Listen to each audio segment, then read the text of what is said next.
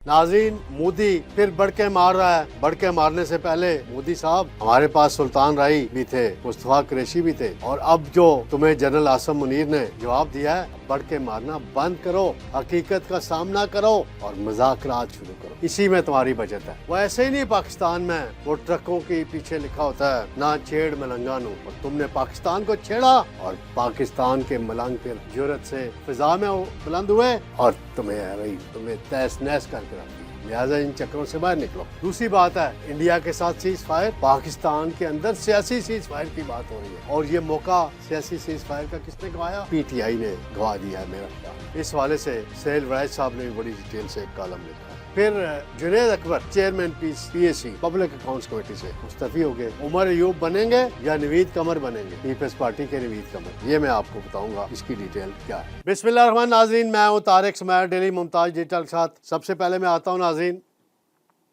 गुज़श्ता रात नरेंद्र मोदी ने, शिकस्त खोरदा नरेंद्र मोदी ने, जिसे आज अब्दुल कादर पटेल ने सरेंडर मोदी का खिताब दिया है, कौमी असम्बली में कादर पटेल ने बड़ी जामिया सी तकरीर की, बहुत आला तकरीर की, और उसे सरेंडर मोदी कह के बुलाया। बढ़ के मार रहा है, आतंकवादी। कौन से आतंकवादी? हमला तुम अपने अवाम पे खुद करो पहलगाम में, इल्ज़ाम पाकिस्तान पे लगाओ, फिर पाकिस्तान पे फ़िज़ाई हमले करो, मिसाइल मारो, और यहाँ से तुम्हें जवाब ना मिले। ये हो नहीं सकता था।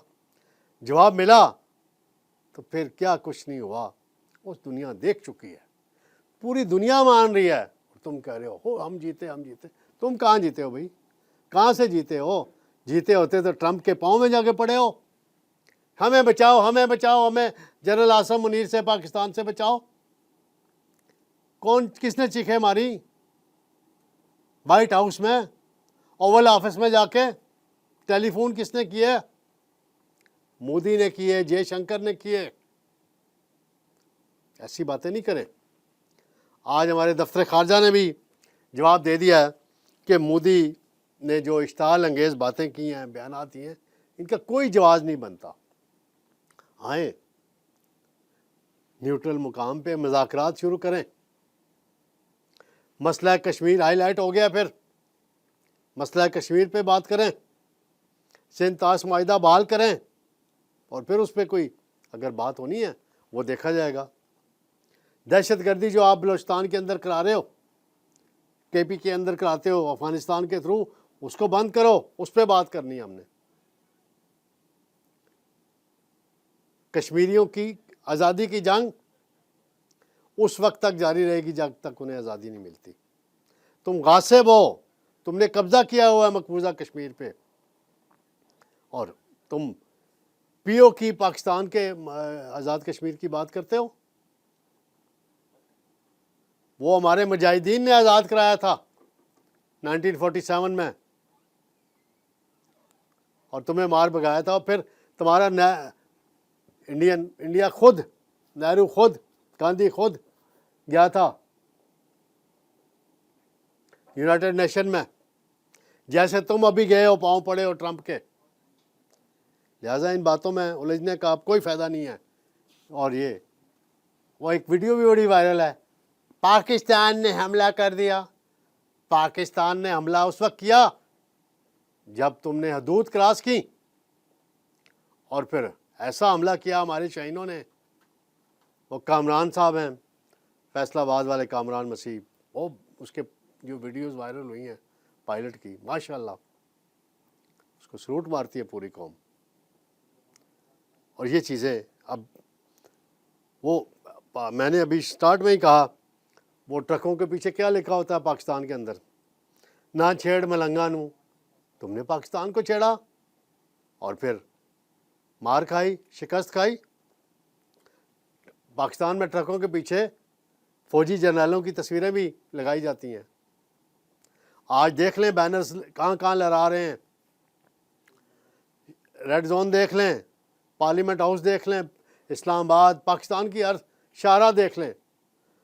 वज़ीर आज़म शहबाज शरीफ की, जनरल आसिम मुनीर की, वज़ीर दिफा हमारे ख्वाजा आसिफ साहब जिन्होंने मीडिया में बड़ा केस लड़ा, उनकी तस्वीर हैं। और एक और भी बात चल रही है, मई का महीना है, शहबाज शरीफ 10 मई वाले, नवाज शरीफ 28 मई वाले। 28 मई को नवाज शरीफ ने एटमी धमाके किए, वो एटमी धमाके ना किए होते तो पता नहीं क्या हो जाता। वो कल मोदी ने लफ्ज़ यूज़ किया एटमी ब्लैकमेलिंग। कौन सी ब्लैकमेलिंग? अपने दिफा में क्या हमें हक हासिल नहीं? अगर तुम हमला करो तो हम ये कहें कि अगर तुम और आगे बढ़े तो एटमी जंग छिड़ सकती है। तो सर ट्रंप ने भी यही कहा है ना।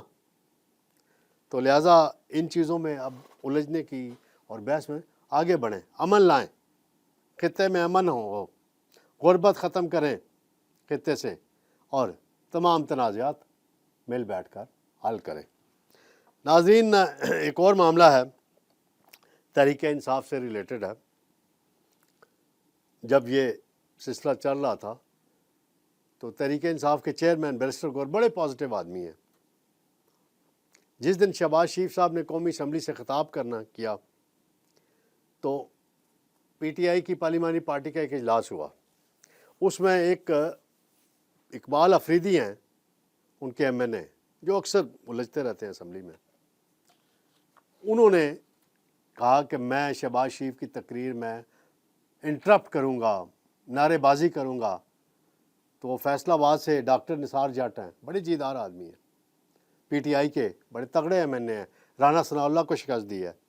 उन्होंने उन्हें मना किया कि आप ऐसा काम नहीं करेंगे। शहबाज शरीफ आज 100 इख्तलाफात के बावजूद हालत जंग में कौमी असम्बली में ख़िताब करने आ रहा है, और इकबाल अफरीदी को उसने मना किया और फिर वो अंदर नहीं आया उसके अंदर। ये है, ये ज़िम्मेदारी होती है। तो पीटीआई के अंदर बहस चल रही है, खान साहब को कैसे रिहा कराया जाए।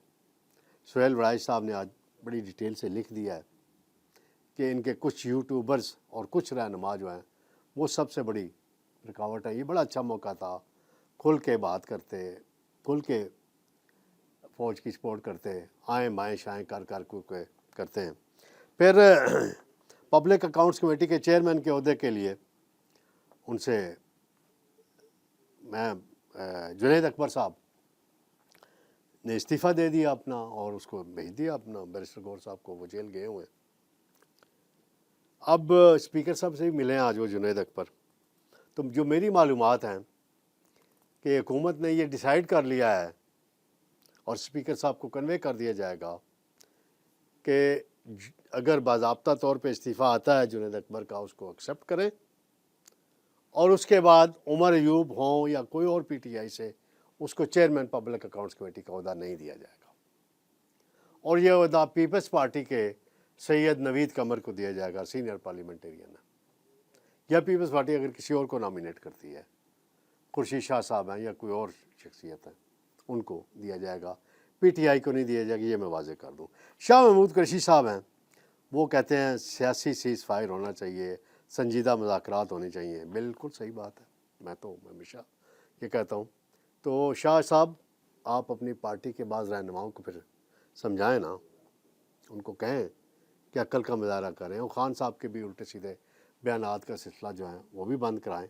तो मुज़ाकरात होनी चाहिए, और बैरिस्टर गौर को टास्क दें, उस पर एतमाद करें, और फिर मामलात आगे बढ़ेंगे।